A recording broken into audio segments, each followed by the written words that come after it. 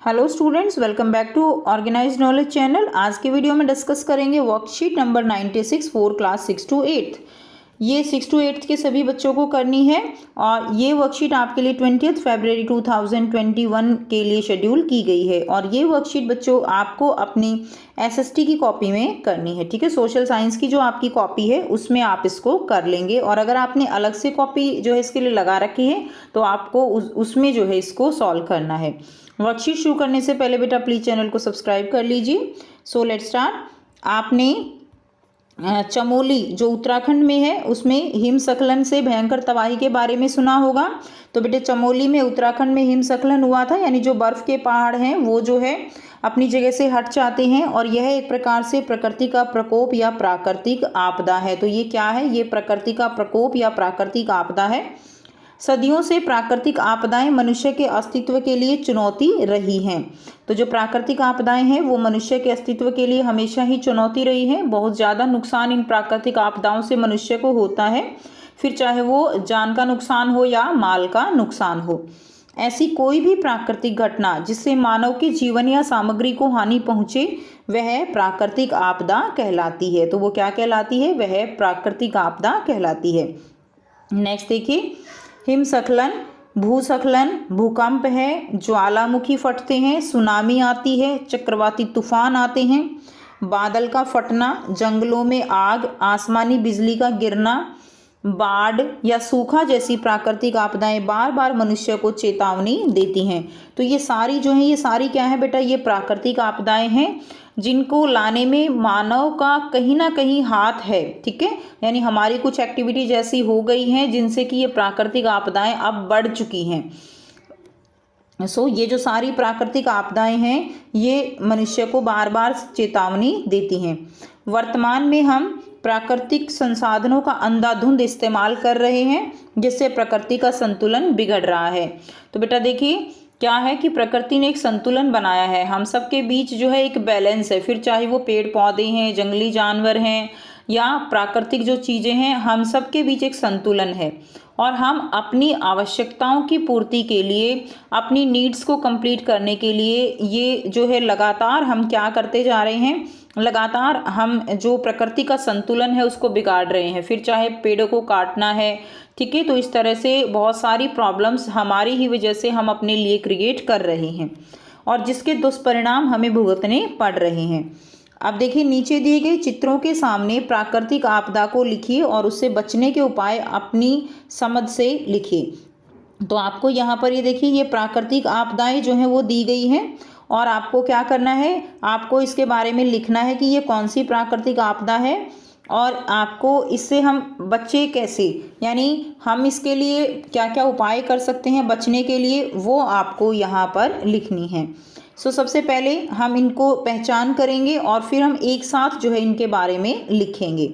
तो बेटा देखिए ये क्या है? आपको दिखाई दे रहा है यहाँ पे, ये क्या है? यहाँ पे ये भूस्खलन हो गया है, ठीक है, जिसके कारण बहुत ज़्यादा जो है जो घर हैं या आसपास के जो भी चीज़ें हैं वो सब जो है क्या हो जाती हैं? मलबे में दब जाती हैं और बहुत ज़्यादा नुकसान होता है। तो ये क्या लिखेंगे हम? इसके बारे में हम भूस्खलन के बारे में हम लिखेंगे कि हम इससे कैसे बच सकते हैं। तो पहले हम केवल पहचान करेंगे। तो ये क्या हो गया? ये भूस्खलन हो गया। नेक्स्ट देखिए, नेक्स्ट क्या है? अब आप देख पा रहे हो बेटा, यहाँ पर देखिए ये जो लहरें हैं ये बहुत ऊंची जो है, यानी जो तटीय क्षेत्र होते हैं, समुद्र के नज़दीक के क्षेत्र होते हैं, वहाँ पर समुद्र की लहरें उठती रहती हैं। और जब ये समुद्र की लहरें बहुत ज़्यादा पानी के साथ उठती हैं, बहुत ज़्यादा तेज़ होती हैं, तब जो है ये क्या लेकर आती हैं? तब ये सुनामी लेकर आती हैं, ठीक है। क्या लेकर आती हैं? सुनामी। तो इस तरह से पानी जो है वो सब कुछ बहा ले जाता है। वहाँ पे जो लोग रह रहे हैं, जो ज़मीनें हैं, जो कुछ भी आसपास है, सब कुछ जो है पानी में बह जाता है और बहुत ज़्यादा नुकसान होता है।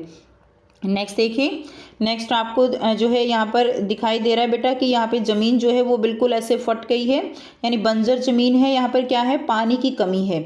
तो पानी की कमी जब होती है तो क्या होता है? सूखा पड़ता है, जो कि क्या है? एक प्राकृतिक आपदा है।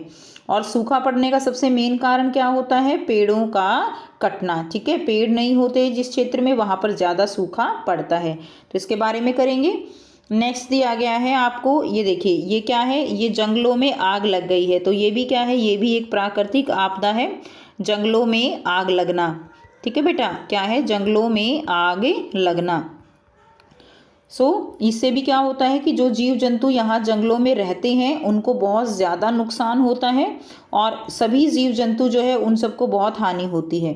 नेक्स्ट दिया गया है, नेक्स्ट आप देख पा रहे हो, ये क्या है, ये जो है भूकंप है। क्या है बेटा, ये भूकंप है। ठीक है, तो इसके बारे में भी सभी बच्चे जानते हैं। भूकंप के बारे में आपको स्कूल के अंदर मॉक ड्रिल भी दी जाती है कि किस तरह से आप अगर भूकंप आता है तो आप अपना बचाव कर सकते हो। तो आइए बेटा अब हम इनके बारे में देखेंगे कि कैसे हम इनसे अपना बचाव कर सकते हैं।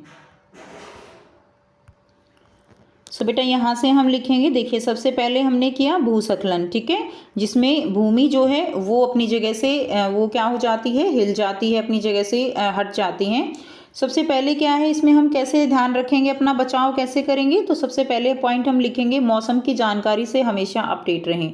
आजकल हमारे जो मौसम विभाग के यंत्र हैं, मौसम विभाग है, वो बहुत एक्टिव हैं, तो बहुत जानकारी हमें पहले ही मिल जाती है। तो हमें, अगर हम ऐसे एरिया में रहते हैं जहाँ पर भूस्खलन बार बार होते हैं, तो हमें वहाँ पर इस तरह की जानकारी से अपडेट रहना चाहिए और अपना बचाव करना चाहिए।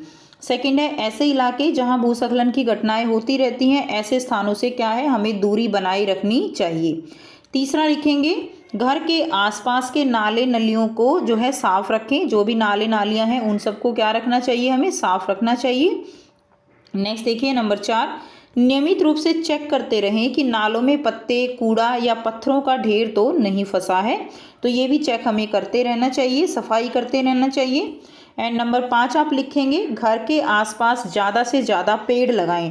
तो पेड़ जो है, पेड़ तो ऐसे हैं कि हर समस्या का समाधान है पेड़, क्योंकि पेड़ों की जो जड़ें हैं वो मिट्टी को बांधे रखती हैं, वो बारिश लाने में सहायक हैं, वो प्रदूषण कम करने में सहायक हैं। तो पेड़ तो बहुत ही ज़्यादा ज़रूरी है, कोई भी प्राकृतिक आपदा हो उसमें पेड़ सबसे ज़्यादा हेल्पफुल होंगे।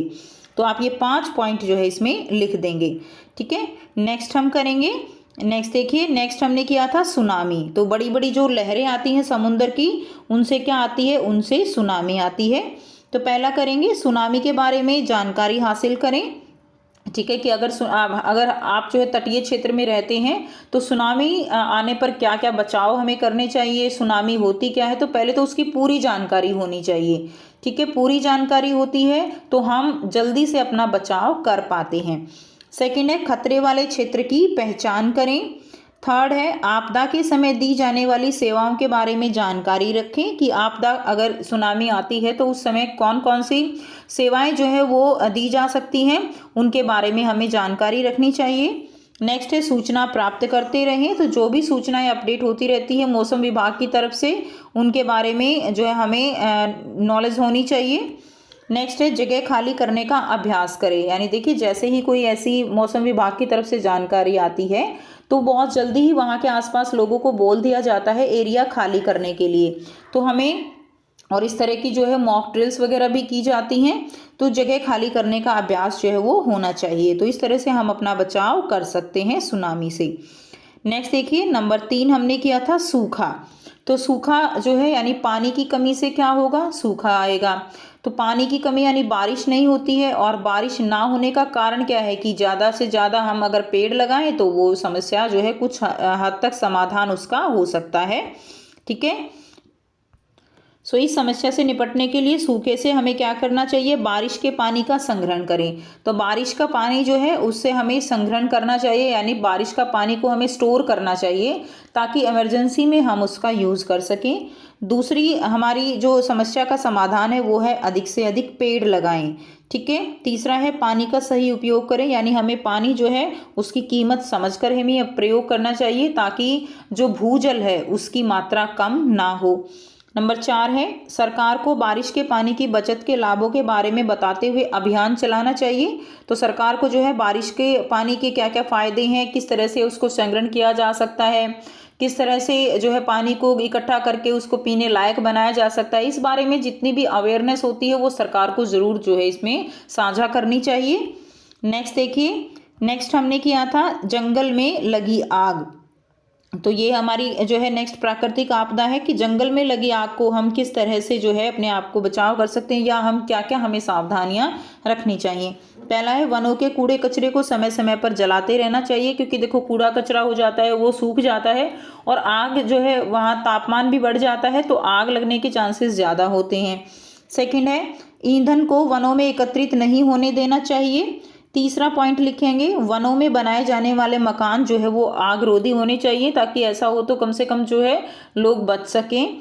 नेक्स्ट है वन्य कानून का सख्ती से पालन किया जाना चाहिए। तो जो भी वनों में रहने वाले लोगों के लिए कानून है उनको सख्ती से पालन किया जाना चाहिए, क्योंकि कई बार क्या होता है कि लोगों की लापरवाही से भी जंगलों में आग लग जाती है। नेक्स्ट देखिए भूकंप के बारे में मोस्टली सभी बच्चे जानते हैं कि भूकंप जो है वो उसका मेन एक केंद्र होता है और उसके बाद जो है फिर धरती ऐसे हिलने लगती है, ठीक है ना, कुछ ज़मीन हिलती है तो वो क्या होता है, वो भूकंप होता है। तो उससे अपने आप को बचाने के लिए घर के किसी मजबूत टेबल या फर्नीचर के नीचे बैठकर हाथ से सिर और चेहरे को जो है हमें क्या करना चाहिए, ढकें, ठीक है, हाँ चेहरे को ढकें, जिससे कि हमारा जो देखिए जो हमारा सिर होता है वो बहुत ही कोमल अंग है और उस पर चोट लगने से हमें बहुत नुकसान हो सकता है, जिसके कारण हमें सबसे पहले अपने सिर चेहरे उनका बचाव करना चाहिए और एकदम से जो है टेबल या फर्नीचर के नीचे बैठ जाना चाहिए। ठीक है, नेक्स्ट देखते हैं। सेकंड पॉइंट हो जाएगा घर के सभी बिजली और स्विच को ऑफ कर दें। ठीक है, जो भी बिजली के स्विच है उन सबको ऑफ कर देना चाहिए।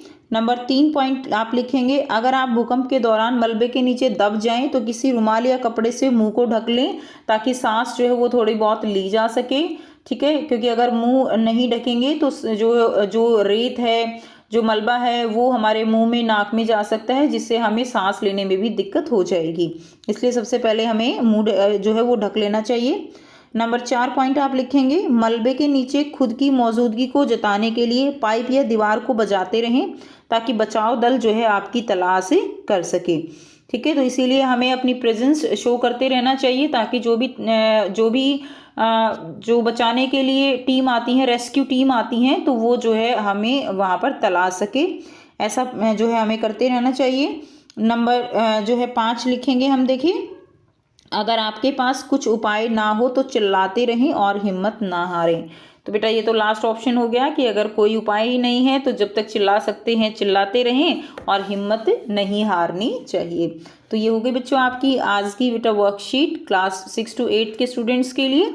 एंड आई होप आपको इसमें काफ़ी जो है इन्फॉर्मेशन मिली है। और इसके अलावा देखिए ये तो एक सजेशंस होते हैं, इसके अलावा आप बच्चों को बहुत चीज़ें जो है आपको पता होती हैं, तो आप अपने विचार इस तरह के क्वेश्चंस में ज़रूर डाला कीजिए, अपने सजेशन डालिए। ठीक है, तो आप अपने सजेशन डाल के इस तरह के क्वेश्चंस को कंप्लीट किया कीजिए। सो वीडियो अच्छी लगी तो बेटा लाइक कीजिए, शेयर कीजिए और चैनल को सब्सक्राइब कीजिए। And thanks for watching students, have a nice day.